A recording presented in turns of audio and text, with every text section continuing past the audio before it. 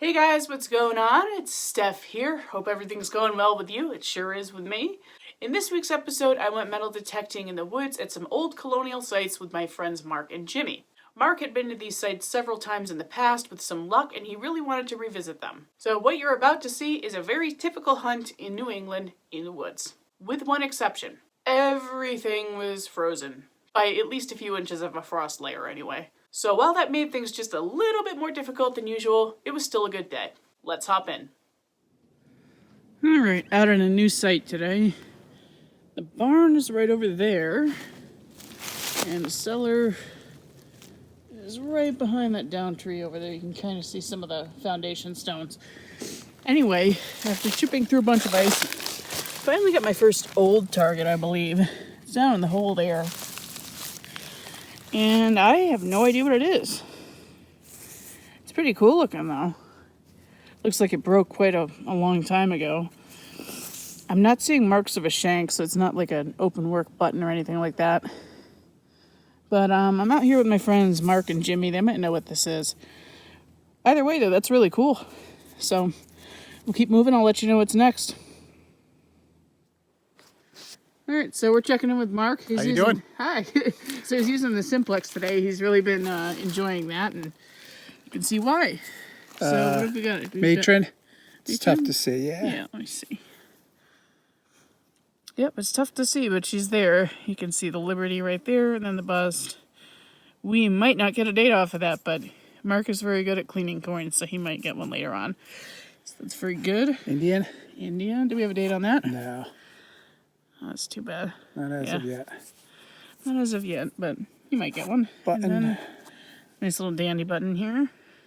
A little dimple design. And a musket ball. So he's kicking everyone's butt today because I've just got that find from earlier, and Jimmy is off that away somewhere, and I don't think he's had any luck yet, but might turn around, and we've got other sites to look at too, so keep on going. So Jimmy found something here. Does have a nice little colonial escutcheon. Always good signs. Nice and green. Yes. That's how we like it. And I thought I had something nice and green in the hole over here. But, well, not unfortunately, because this might be a rosette that's silver plated.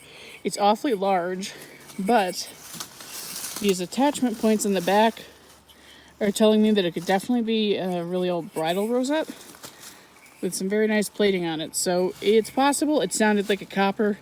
It was a little cruel. But Not far from the barn either, so. yeah, not far from the barn. The barn is just up that way. Where you can kind of see where my finger's pointing. Some rocks, that's where the barn is. So, makes sense for that to be here. But, yep. We're gonna keep going. Alright, just got my next target, my rosette, or I think it was a rosette, was right up there. Came down here, and it was an 11 signal, but I can't tell if it's brass or tomback. It should be tomback with numbers like that. It's definitely a button. No design I can see. Got a full shank, and yes, it is tomback. You can tell by the edge here. So that's going to clean up really, really nice. And definitely a nice big one. Wow. I don't think I've ever dug one quite that green out of the ground. But it is in perfect shape. Awesome. So Jimmy went kind of that way. I was going this way. There seems to be a little bit of a footpath. You can't really see it, but it's kind of the snow-covered part.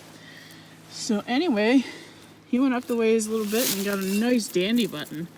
That's a gorgeous one. What's this guy? Is this brass or tomback? It's brass. That's a brass one, yeah. Tiny brass. It's got a back mark, so 1800s and early 1700s. Yeah, well, that came out nice and shiny. Yeah. Mine's a little bit bigger than that, actually, so different coat. A little convex, too, which is always nice. Find those everywhere at these sites, so can't avoid them, but don't want to, so. All right. Well, I'm on to the next target, but I wanted to show you something first. That tree is at least 4 feet wide, so I was attracted to that.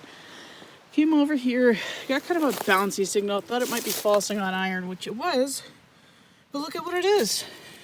It's a 2-tine fork. And it's all misshapen and bent up, but that is absolutely a colonial fork.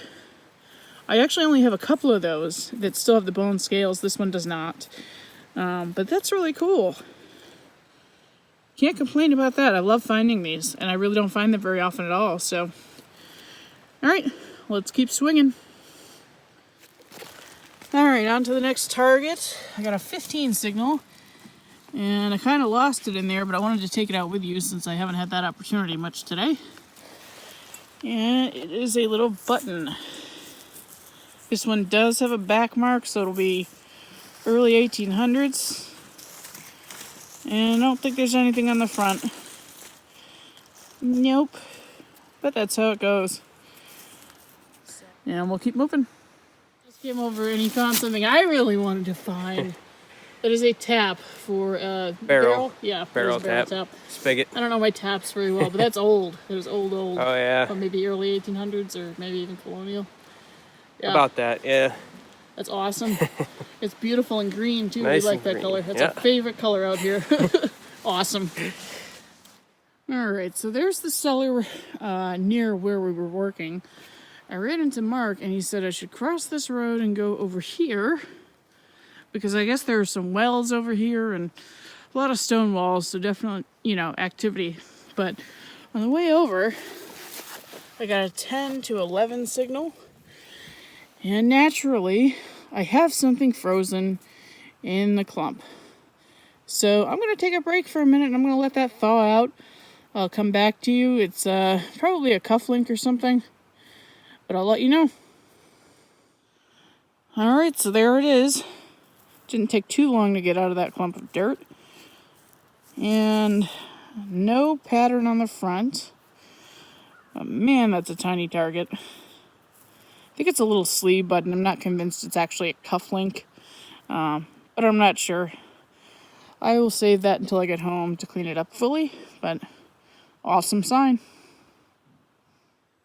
Well, I'd say I don't believe it, but I do believe it. So, just a few feet away is where I dug my last button, and now I've got yet another in the frost layer. So this one should come out very easily. Dunk. Yep. All right. Doesn't look like there's anything on it, but that's all right. Digging quite a few buttons out here today and quite a few targets in general. We're doing pretty well out here, so we'll hang out here for a little while. So that button I just dug, it had a friend in the hole. I re-swung the hole, got another 9 signal, so I thought it was another sleeve button like this. But it's another big old tomback. It's got to be tomback. And yep. That's crazy. I'm going to keep swinging over this little area because I wonder if there was like a sewing box here or something. That's nuts. I think I'm up to like 7 buttons for the day or something. I lost count. And when you lose count, that's a good day. So, awesome. All right.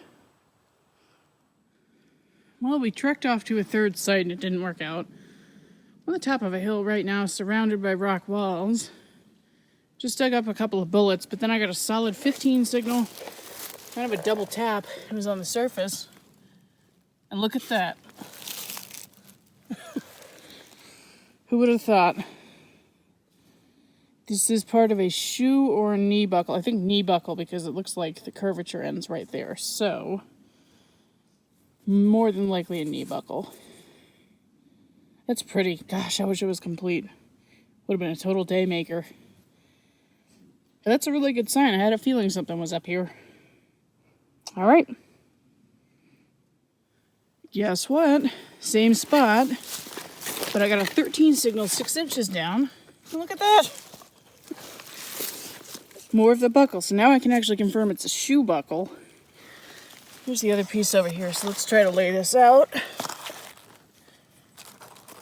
Here's part of it. Another part of it. So we're missing a little bit, and I have a feeling it's going to be right here because I don't think I'm in what was a farm field. This may have just been stepped on at some point. So really, really, really hope I can find that third piece. Fingers crossed, I'll get back with you if I do. Alright guys, well that's it for today. We're going to hop into the wrap up now, but first, as always, if you haven't already done so, please go ahead and hit that subscribe button and the notification bell so you don't miss a thing if you enjoyed this video. On to the wrap up. Okay guys, moving on into the wrap up right now. As you'll notice, we're missing quite a bit. And that is because I did not have time to film a wrap up with Jimmy and Mark that day, unfortunately. So I figured we'd just go over my stuff really quick. Got those 2 pieces of shoe buckle frame. I do intend to glue this together, and I can actually accomplish that with shoe glue. I've had very good luck gluing any buckles, and actually a coin I've snapped in half. Believe it or not, I snapped a coin in half with shoe glue. So I'm going to give that a shot later. I haven't gotten to it yet. We've got that early 1800s button with that nice London back mark. It's a nice button. This is the button spill.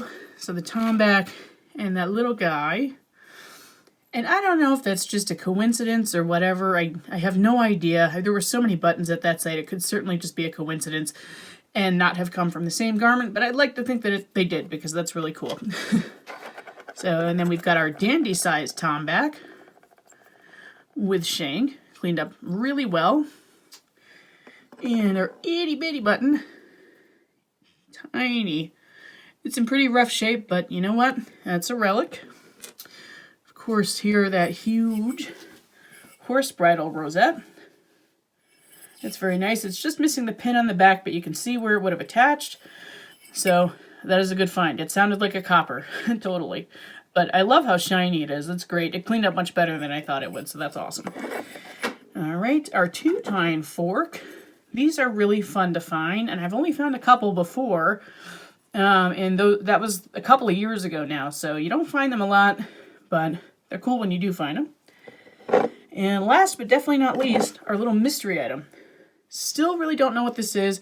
There's no sign of a shank, so it's not an open work button. The closest thing I found online was an insert to a horse bridle rosette with a glass face to it, but I really don't know.